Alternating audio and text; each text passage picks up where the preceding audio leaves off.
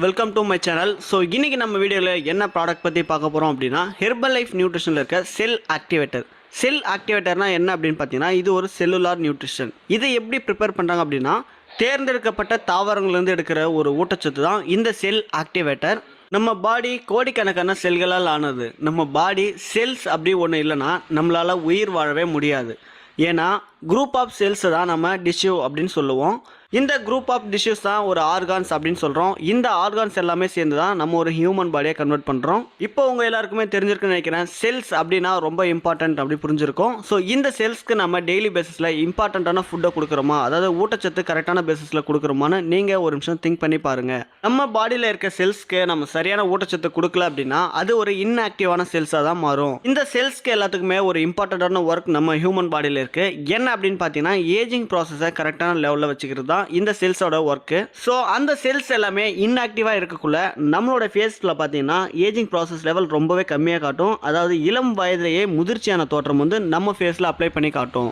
இந்த ஏஜிங் ப்ராசஸ்க்கான ஒரு எக்ஸாம்பிள் சொல்கிறேன் பாருங்க. இப்போ ஒரு பர்சன் பார்த்தீங்கன்னா 20 ஏஜ் தான் இருக்கும். ஆனால் அவங்களோட ஃபேஸோட முகப்பொலிவு தோற்றம் பார்த்தீங்கன்னா ஒரு 40 வயசுலேருந்து 45 வயசுக்கான தோற்றத்தை கொடுக்கும். இது ஏன் அப்படின்னா அவங்களோட ஸ்கின்ல இருக்க செல்ஸ் பார்த்தீங்கன்னா இன்ஆக்டிவாக இருக்கும். ஸோ இந்த செல்களுக்கு தேவையான உணவுகளை நம்ம எப்படி கொடுக்கலாம் அப்படின்னு பார்த்தீங்கன்னா அதுக்கு தான் நம்ம herbal life nutrition company cell activator அப்படின்ற ஒரு ப்ராடக்ட்டை ப்ரொவைட் பண்ணியிருக்கு.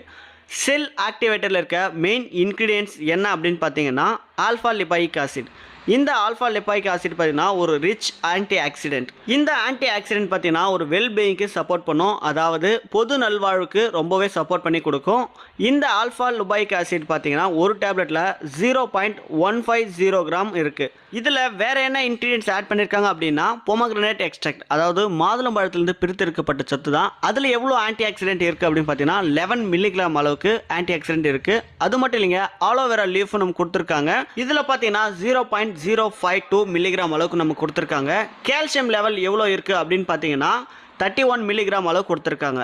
இந்த மாதிரியான ரிச் இன்க்ரீடியன்ஸ் எல்லாமே இந்த செல் ஆக்டிவேட்டரில் கொடுத்துருக்காங்க. இந்த செல் ஆக்டிவேட்டரை டெய்லி பேசிஸில் நம்மளுடைய ஃபுட் ஹேபிட்டில் எடுத்துகிட்டு வந்தீங்கன்னா நமக்கு என்னென்ன நன்மைகள் கிடைக்கும் அப்படின்றத நோட் பண்ணிக்கோங்க. செல்லுலார் நியூட்ரிஷன் நம்ம ஃபுல் அண்ட் ஃபுல் பாடிக்கு சப்போர்ட் பண்ணி கொடுக்கும். அது மட்டும் இல்லைங்க, ஏஜிங் ப்ராசஸ் லெவலில் ரொம்பவே நமக்கு கம்மி பண்ணி நல்ல ஒரு முகப்பொலிவான தோற்றத்தை நமக்கு கொடுக்கும். இந்த செல் ஆக்டிவேட்டரில் விட்டமின் பி கூட இருக்குது. இந்த விட்டமின் பியை நம்மளோட பாடியை செக்ரேட் பண்ண முடியாது.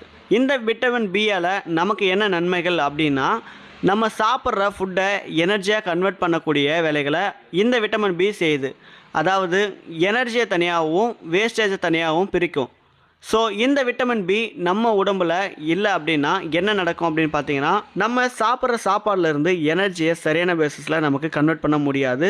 அந்த ஃபுட்டை நமக்கு சீக்கிரமாக டைஜஷனும் பண்ண முடியாது. ஸோ நம்ம வயிறு பார்த்தீங்கன்னா அந்த டைமில் உபசமாக இருக்க மாதிரி ஒரு ஃபீல் ஆகும். ஸ்டோர் ஆகிற ஃபுட் எல்லாமே நமக்கு டைஜஷன் பண்ண முடியல அப்படின்னா அது ஓவர் வெயிட்க்கும் ஒரு காரணமாக இருக்கும். ஸோ இந்த செல் ஆக்டிவேட்டரை டெய்லி பேஸில் நம்மளோட ஃபுட்டில் நீங்கள் ஆட் பண்ணி சாப்பிட்டுட்டு வரக்குள்ள அந்த பிரச்சனைக்கு எல்லாமே ஒரு தீர்வு கிடைக்கும். ஸோ இந்த செல் ஆக்டிவேட்டரை எப்படி யூஸ் பண்ணணும் அப்படின்னு தெரிஞ்சுக்கணும். டிஸ்கிரிப்ஷனில் இருக்க என்னோட நம்பருக்கு கால் பண்ணுங்கள், நான் உங்களுக்கு கொடுக்குறேன்.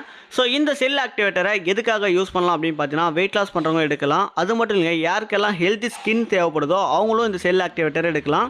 இந்த செல் ஆக்டிவேட்டரை என்னென்ன ஃபுட் கூட எடுக்கணும், எந்தெந்த ஃபுட் கூட எடுக்கக்கூடாது அப்படின்ற டீட்டெயில்ஸ் தேவை அப்படின்னா எனக்கு நீங்கள் வாட்ஸ்அப் மெசேஜ் பண்ணலாம்.